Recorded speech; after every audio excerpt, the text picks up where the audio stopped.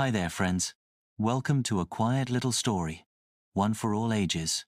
Whether you're sipping tea in a rocking chair, lying under a blanket fort, or just looking for something soft to soothe your soul, this tale is about belief, kindness, and how sometimes the world becomes what we choose to see in it.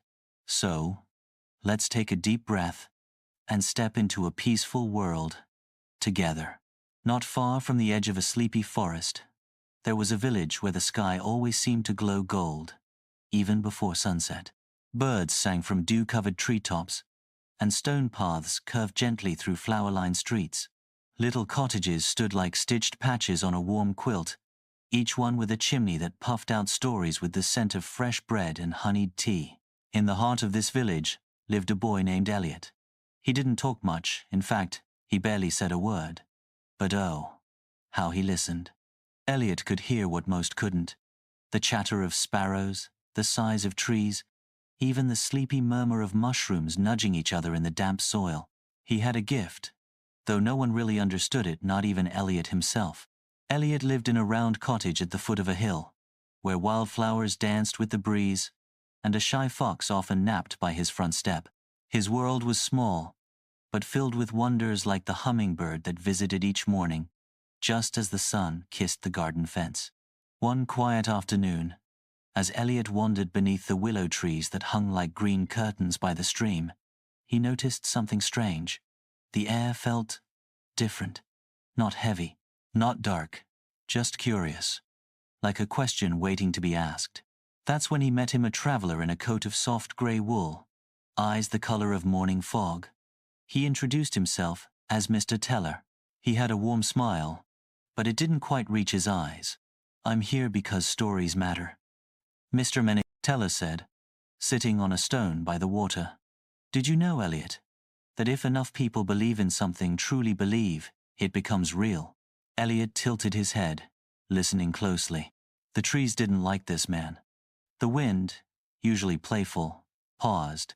Mr. Teller chuckled. "Belief is like soil, and words are seeds.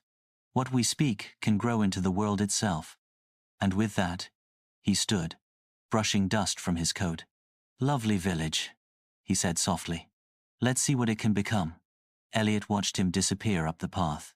And though Mr. Teller's voice had been gentle, the fox at Elliot's feet let out a low, uneasy whimper. Something had begun to shift. But not all change is frightening, and sometimes, even the quietest ones have the power to set things right. The morning after Mr. Teller arrived, the village felt off. Not broken, not loud, just slightly tilted, like a picture frame that had shifted on the wall. Elliot noticed it first in the way the birds hesitated at the windowsill. Normally, they chirped songs that sounded like laughter and sunlight, but today, they were quiet, listening. At breakfast, Elliot's grandmother, Nana Wren, poured him a cup of tea and frowned gently. She was a small woman wrapped in shawls and soft perfumes, who always knew when something was troubling the wind, as she put it. "Did you meet someone yesterday?" she asked, stirring honey into her cup. "Someone new?" Elliot nodded slowly. He never needed to speak for her to understand. She looked down into her tea leaves. "The stories are twitching today." Elliot blinked. "Yes, love. The stories. Every morning the tea tells me things. Usually silly things like who forgot to tie their shoes or when the rain's coming. But today," she turned the cup gently toward the light, "there's something whispering, something loud enough to turn quiet hearts upside down." Elliot leaned forward.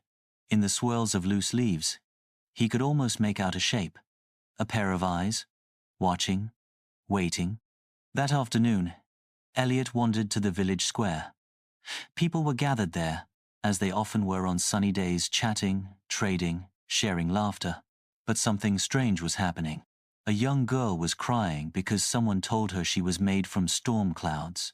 A baker argued with his wife, swearing she'd burned the bread on purpose, though she hadn't baked that day at all.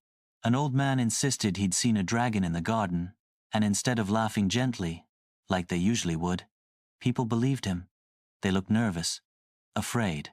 Mr. Teller stood at the edge of the square, hands folded behind his back, smiling politely. He wasn't saying anything, but somehow, he didn't need to. Whispers drifted like mist. It's true, I heard it myself. Well, if enough people say so, it must be real. Didn't you feel it?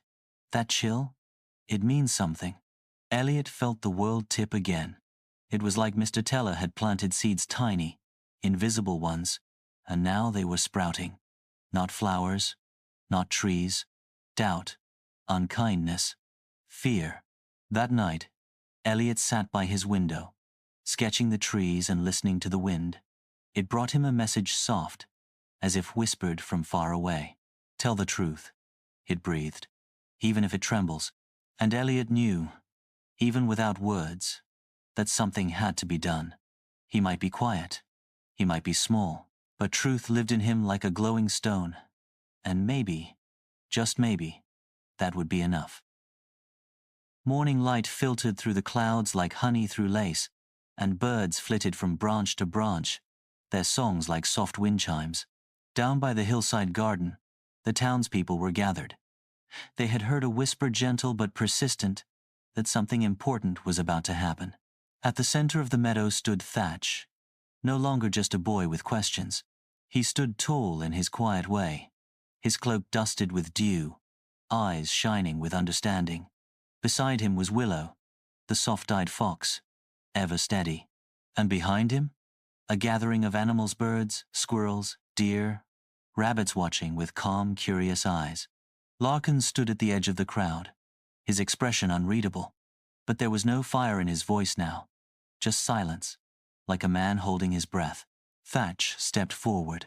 Everyone, he said gently, I know you're afraid.